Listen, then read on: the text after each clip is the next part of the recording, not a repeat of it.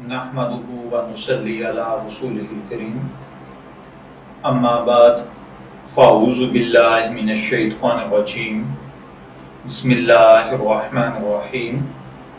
السلام علیکم dear viewers, آپ کے فیورٹ روحانی چینل شعور انفو سے میں ہوں پروفیسر شبیر احمد۔ ہمارا آج کا ٹاپک ہے ہر کام میں کامیابی حاصل کرنے، خصوصاً دل کو منور کرنے کا خصوصی عمل۔ اگر کوئی شخص چاہتا ہے کہ اسے راہ راست نصیب ہو، وہ صراط مستقیم پر چلے، گناہوں کو چھوڑ دے، نیکی کی طرف راغب ہو، نیک، متقی اور پرہیزگار زندگی گزارے، اس کا دل نور ایمان سے منور ہو جائے اور اس کے دل میں اللہ کی محبت کے سوا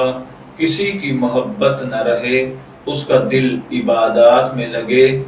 وہ یاد الہی میں خوب لگا رہے، نیک کاموں کی خوب توفیق ملے، اس کے علاوہ اس کا دل اللہ کے نور سے روشن ہو جائے، تمام کامیابی کے کام اسے حاصل ہوں، اس کے راستے میں کوئی رکاوٹ نہ رہے، اس کا ہر جائز مقصد حل ہو جائے، اس کے زندگی کی تمام رکاوٹیں ختم ہو جائیں، وہ جدھر قدم رکھے اللہ اپنا کرم فرما دے، جدھر دیکھے اللہ کی رحمت برسے،